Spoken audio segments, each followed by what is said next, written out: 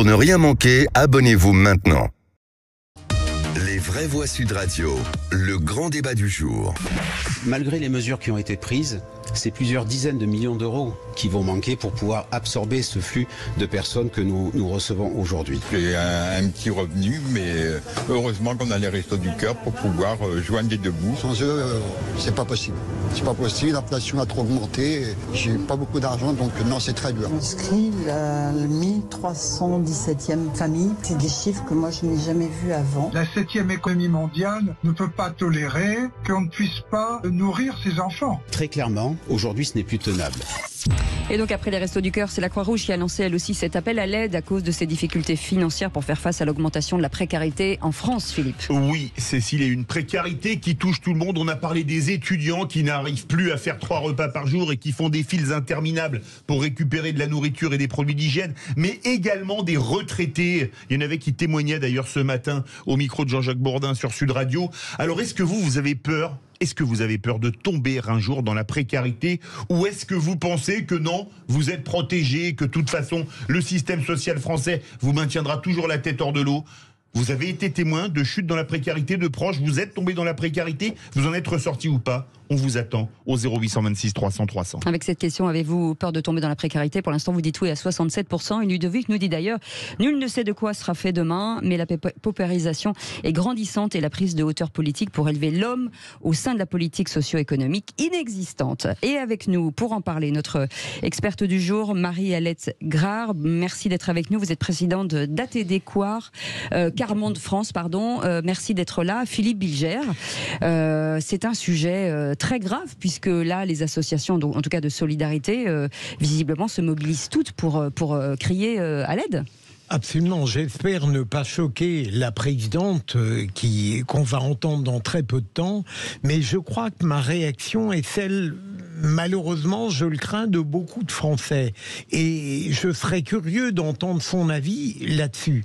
À la fois, comme tant d'autres, je suis capable de faire le constat d'une pauvreté qui augmente. Je pense à mon quartier, le 9e arrondissement, c'est effrayant de voir la montée de la misère, par exemple, dans ce quartier. Donc le constat est fait. Le deuxième, c'est que j'espère que nous sommes peu nombreux à avoir cette attitude de générosité seulement abstraite que j'ai, probablement un manque de générosité. Je ne suis pas naturellement porté à faire des dons dans le quotidien de la vie. Et troisième élément, j'ai cette réaction sans doute parfaitement limitée et peut-être vulgaire en disant « mais pourquoi je vais remplacer l'État ?» pour un travail qu'il devrait faire. Donc tout cela n'est pas réjouissant en ce qui concerne ma propre subjectivité, mais je crois que certains Français pensent comme moi, et j'aimerais savoir comment réagir. En tout cas, c'est bien de l'avouer, François de Gaulle. J'aime la sincérité de Philippe Bilger sur cette question. Moi, je donne quand même tout le temps, mais pas parce que je suis plus généreuse, c'est parce que, voilà, c'est peut-être plus mécanique. Et la réalité, c'est que, oui, moi, j'ai peur de tomber un jour dans la précarité. Vous savez, la vie, ça change tout le temps. Il n'y a plus aucune situation pérenne, invulnérable. Il n'y a plus de forteresse inexpugnable. Si vous faites partie des catégories de gens qui ne possèdent pas de biens, une poire pour la soif, une maison à vendre, ce qui est mon cas par exemple, moi, je vis sur la valeur de mon travail. Et d'ailleurs, tous les gens avec qui je vis, c'est pareil. Donc, la question, c'est oui, on peut tomber dans la précarité. J'ai le souvenir, il y a quelques années, d'avoir croisé, ça m'a brisé le cœur, un grand directeur d'antenne d'une énorme radio privée que j'ai vu, qui était littéralement à l'état de clodo. Cet homme-là, pendant 10 ans avant, tout le monde se pressait devant sa porte pour pouvoir obtenir un poste, etc. Et il était à l'état de clodo. Je lui ai dit, mais tu veux des clopes? Je n'osais même pas l'humilier. Ça m'a brisé le cœur et ça a été une grande leçon pour moi. Oui, on peut tomber de tous nos piédestal, petit ou grand. Jean-Marc Governatori. Les analyses de Philippe et François sont pertinentes. Je voudrais regarder le problème sous un autre angle. Dans ma vision à moi d'écologiste centriste et d'écrivain, effectivement, c'est que c'est encore un signal d'alerte de la société. Quand vous examinez la société, l'hôpital va mal, la prison va mal, les glaciers fondent, les déserts se multiplient. Il y a des problèmes dans tous les sens. Et ça, c'est un des problèmes. Et la cause, c'est qu'une société consumériste, productiviste et compétitrice est incompatible avec le bien-être durable. Et par conséquent, quand on aura compris que la compétition a sa place dans le sport, mais pas dans la société, et que dans la société, il faut de la coopération, et les politiques peuvent donner des outils de coopération, eh bien, on connaîtra plus ce type de problème. Sauf si vous faites de la compétition humanitaire. Vous savez, c'est un concept qui est en train de se développer en Asie.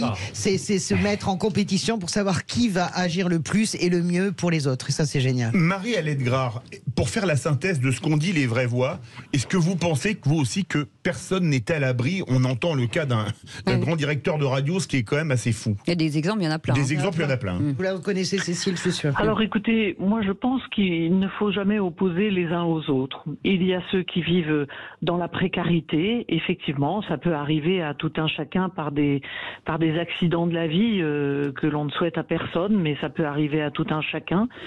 Et nous, ce qui nous préoccupe, c'est que les personnes qui vivent dans la grande pauvreté, donc c'est pas un accident de la vie de vivre dans la grande pauvreté, parce que c'est quand vous avez des soucis d'emploi, de logement, de santé, d'éducation, vous voyez, dans les différents domaines des droits que vous vivez dans la grande pauvreté. Ça n'arrive pas du jour au lendemain, mais ce que l'on sait, c'est que l'on n'en sort pas du jour au lendemain non plus, et que pour cela, ces personnes ont besoin de la solidarité nationale, ont besoin de la solidarité des uns et des autres, ont besoin d'avoir leur place dans la société, comme les uns et les autres, et ont besoin que l'État, notre État, prenne enfin en compte ce qu'ils vivent. Parce que la grande pauvreté augmente dans notre pays. Et ça, c'est grave. Je rebondis sur ce que vous dites. Je réponds à la question, est-ce que vous avez peur de tomber dans la précarité? Je disais que ça peut arriver à tout le monde.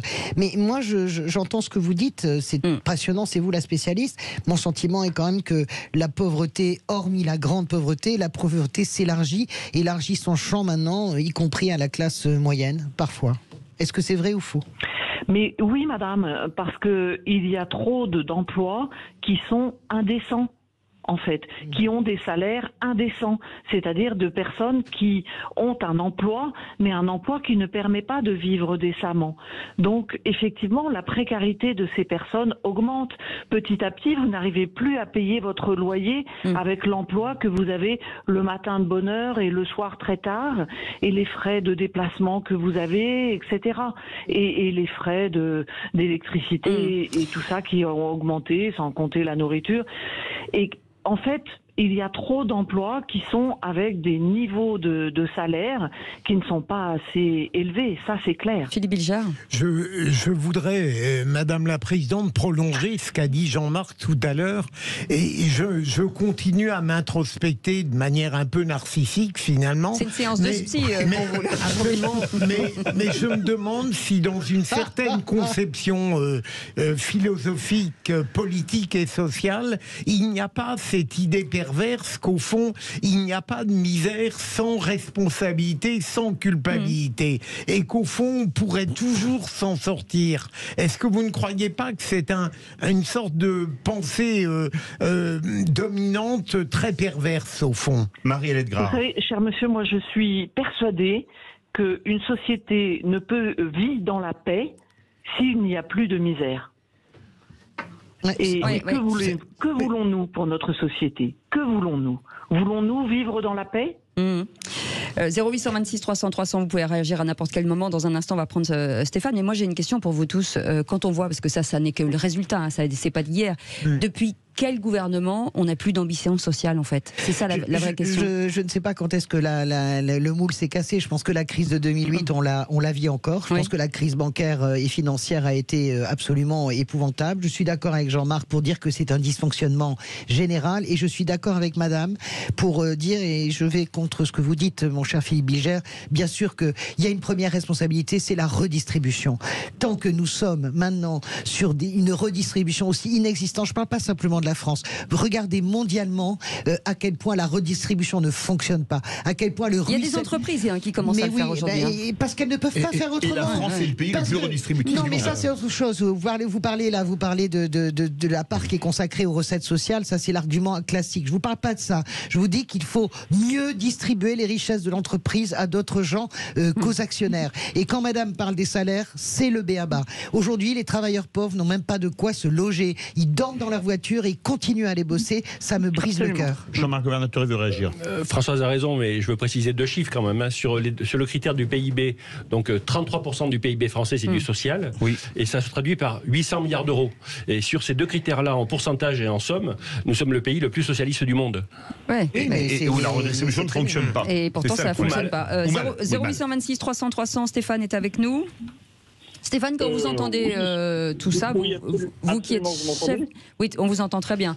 On reparlait on évoquait la redistribution dans l'entreprise, par exemple. Et alors, je ne sais pas quelle est la taille de votre entreprise, mais est-ce que c'est quelque chose que vous pourriez imaginer un jour? Ouais, ça s'imagine, mais je pense qu'on fait une analyse. Oui, mais non. Là, vous êtes en train de faire un oui, mais non. C'est le en même temps. Oui, mais non. C'est-à-dire qu'on oppose 2 systèmes. C'est-à-dire par exemple, Monsieur Bilger disait que c'est des choses, la pauvreté ou les personnes qui n'ont pas suffisamment d'argent pour manger, ça devrait être pris en charge par l'État. Et je crois que ça, c'est une très mauvaise solution, parce qu'on le fait déjà, comme le disait un de vos autres invités, on dépense des sommes absolument astronomiques. Madame Degois disait que il fallait augmenter les salaires. Mais sans doute, il faut augmenter les salaires. Seulement les entreprises. Alors il y a ce qui existe de trop grande distribution de dividendes. Vous êtes d'accord là-dessus, Stéphane? Vous êtes OK là-dessus? Le gros des entreprises, c'est pas ça. C'est-à-dire qu'on peut pas augmenter les salaires parce que quand vous augmentez de 1 000 euros, vous en payez 1 000 euros, vous payez 1 000 euros de charge. C'est juste pas possible. Bien sûr. Si vous étiez, alors j'ai une question à vous poser, Stéphane. Je crois que ce qui s'est passé, c'est qu'à un moment donné, on a cassé, comme le disait Madame Degois, on a cassé un moule qui fonctionnait très bien, qui était notre moule, c'est-à-dire qu'on avait un système qui était mixte et qui fonctionnait à merveille en fait. Et malheureusement, on a pris le moins bon des 2 systèmes, ou plutôt on a cumulé 2 systèmes qui s'opposent, et on essaie d'intégrer ça chez nous, c'est-à-dire un monde ultra-libéralisme avec des dépenses, des charges sociales qui sont juste insoutenables. J'ai une petite... Attendez. Ce système-là, vous voyez. Une réaction de Françoise Degois. C'est une question en fait pour vous, Stéphane. Si par exemple la prime de fin d'année que vous versez ou que vous ne versez pas parce qu'il faut avoir les moyens était défiscalisée, par exemple, est-ce que ce serait plus simple pour vous? En gros, Emmanuel Macron l'avait fait. Prime défiscalisée, pourquoi pas? Mais il y avait un sujet sans être frontiste ou nationaliste. On avait une candidate qui proposait de défiscaliser les augmentations. C'était une proposition tout à fait saine et sereine et pérenne dans le temps en fait. C'était pas du macronisme où on distribue une prime, c'est 3-4 000 euros selon la capacité de l'entreprise. C'était pas ça. Ça aurait mis le système un peu à l'endroit. Ça n'a pas été le cas. Je voudrais poser une question à Marie-Alette Gras. On a parlé des restaurants du cœur. Vous êtes présidente d'ATD Carmont de France. Quand Coluche a créé les restaurants du cœur en 85, le RMI, le RSA s'appelait le RMI, à l'époque n'existait pas. Oui. Il a été créé 3 ans plus tard. Et les gens, de mémoire, qui allaient au restaurant du cœur, c'était des gens qui étaient en fin de droit et qui n'avaient plus rien. Alors qu'aujourd'hui, il y a beaucoup de gens qui travaillent en plus.